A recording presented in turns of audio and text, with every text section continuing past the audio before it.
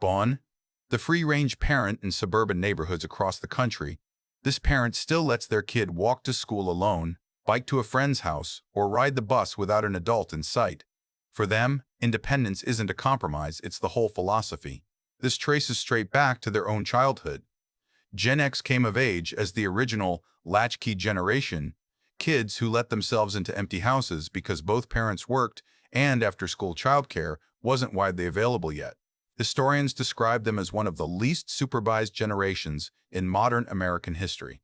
So instead of overcorrecting, the free-range parent replicates it on purpose, sending an 8-year-old to the corner store, trusting a preteen home alone for 2 hours, and treating boredom as a feature, not a failure. It looks like neglect to eyes raised on hover parenting. But for this parent, unsupervised time is an absence. It's how resilience gets built. Researchers consistently link unstructured, unsupervised play to stronger problem-solving and self-regulation later in life.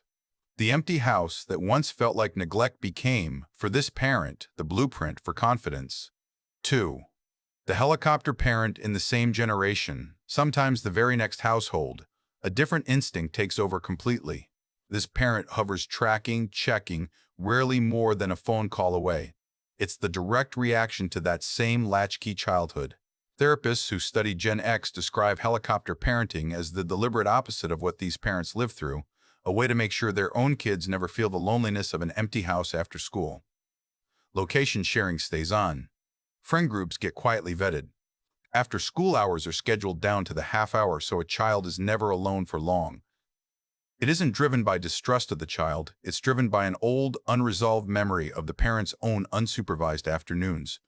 Surveys now show Gen X parents spend significantly more direct time with their kids than the generation before them did. Same generation, same wound, opposite fix for this parent. Control became a language for love. 3.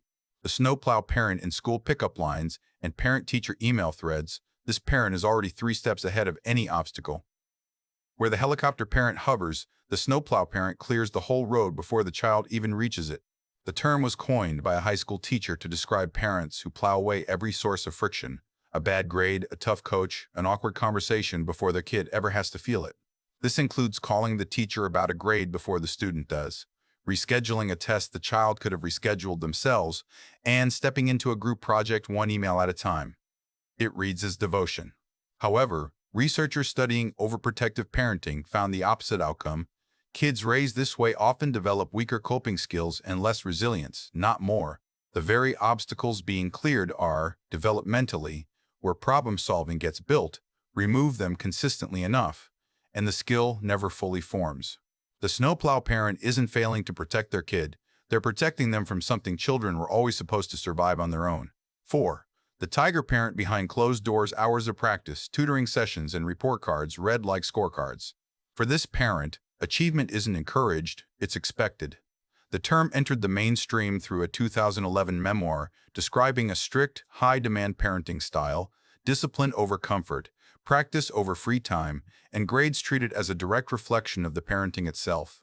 This means music practice before play, and straight A's is the baseline, not the goal, leaving little room for a bad day to count as an excuse. The popular belief is that this pressure produces prodigies. Yet, follow-up research on real families found the opposite. Kids raised this way often post lower grades than kids of warmer, more supportive parents, not higher. Psychologists now split the style into 2 separate ingredients, high demands and high warmth, and find it's the warmth doing almost all of the developmental work. The tiger parent's instincts came from love and a fear of falling behind, but the data just never agreed with the method. 5. The sandwich generation parent between a kid's soccer practice and a parent's cardiology appointment. This parent's calendar has no white space left. They're not raising one generation, they're holding up 2. Researchers define this group as adults with a living parent over 65 and a dependent child still at home. Since the mid-2000s, that description has shifted decisively toward Gen X, who are now more likely than boomers to be caught in exactly this overlap. Their days consist of driving a teenager to practice, then driving a parent to a specialist, managing 2 calendars, 2 sets of medications, and 2 definitions of bedtime. It sounds like a recipe for burnout, and often it is. However, researchers have also found sandwiched adults report equal or slightly higher satisfaction with family life than caregivers looking after only one generation. This overlap is becoming the norm rather than the exception as people live longer and have children later. The sandwich generation didn't choose to be squeezed from both sides, they just happened to be standing in the middle when the timeline caught up. 6. The co-parent, two houses, one shared custody calendar, and a family that doesn't look like the one this parent pictured at 25. This parent isn't running one household, they're coordinating a shared one.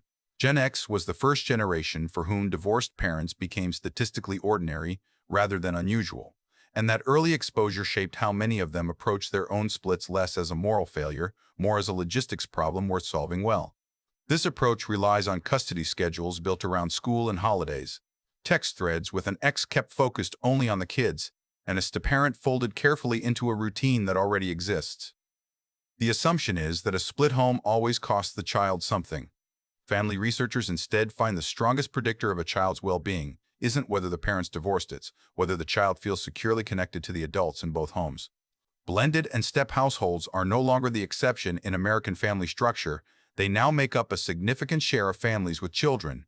The co-parent didn't get the family they once pictured, but they built one that works anyway. 7. The digital immigrant parent raised on landlines and dial-up. This parent is now negotiating screen time with a kid who's never known a world without a phone in it. This parent didn't grow up with the technology they now have to referee. Researchers call parents who grew up before smartphones and social media digital immigrants, raising digital native kids who were born fluent in the exact systems the parent is still learning to monitor. From checking search history and setting app limits to taking the phone at bedtime, the large majority of parents now actively limit or monitor their kids' screens in some form. It's often framed as a losing battle against kids who know the technology better.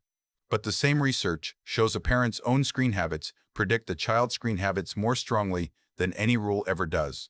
As each generation's screen exposure starts earlier and runs deeper, this parent's rules today are quietly setting the baseline habits that will carry into their kids' adulthood.